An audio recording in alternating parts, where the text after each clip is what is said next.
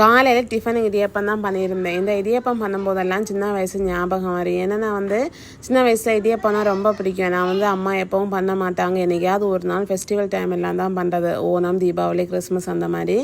ஏன்னா இடியப்பம் பண்ணுறதுக்கு வந்து அரிசி வந்து நல்லா பொடியணும், நல்லா வறுக்கணும். அரிசியை உரல்ல போட்டு தான் இடிக்கணும். இடிக்கிறதுக்கு உள்ளாடியே போதும்னு ஆயிரும். அதுக்கப்புறமா நல்லா வறுக்கணும். இந்த மாதிரி கேஸ் எல்லாம் கிடையாது, விறகடுப்பில் உட்காந்து வறுக்கணும். எல்லாம் வறுத்து இடியப்பம் பண்ணலான்னு பார்த்தாச்சுன்னா எங்கள் வீட்டில் அப்போல்லாம் இருந்த இடியப்பம் வச்சு நல்லா டைட்டாக இருக்கும்.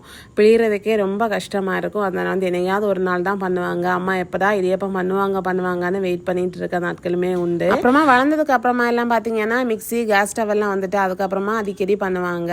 இன்னொன்று இந்த மாதிரி ஃபெஸ்டிவல் டைம் எல்லாம் எடுக்கும்போது சிக்கன் குழம்பு, மட்டன் குழம்பு ஏதாச்சும் இருக்குமா. எனக்கு இந்த இடியப்பம் கூட சிக்கன், மட்டன் எல்லாம் வச்சு சாப்பிட்றது ரொம்ப பிடிக்கும். ஆனால் இப்போ எல்லாம் நான் வாரத்தில் ஒரு நாள் இடியப்பம் பண்ணுவேன். ஆனால் வந்து வீக் டேஸில் தான் பண்ணுறது. நம்ம வீக்கெண்டில் தானே இறைச்சியெல்லாம் எடுப்போம். அன்றைக்கெல்லாம் மேக்ஸிமம் சண்டே வந்து புட்டு தான் பண்ணுற மாதிரி இருக்கும். இன்னொன்று என்னென்னு பார்த்தீங்கன்னா இடியப்பம் கூட சிக்கன் மட்டன் காம்பினேஷன் ஹஸ்பண்டுக்கு ரொம்ப பிடிக்காது. ஆனால் ரொம்ப நாளுக்கு அப்புறமா இன்னைக்கு இடியப்பமும் மட்டன் குழம்பும் ரொம்ப சூப்பராக சாப்பிட்டுட்டேன். சின்ன வயசு ஞாபகம் திரும்ப வந்துட்டே இருந்து. சண்டே இந்த மாதிரி காலையில் இறைச்சியெல்லாம் எடுக்கும்போது மதியம் வேலை ஈஸியாக முடிஞ்சிடும்.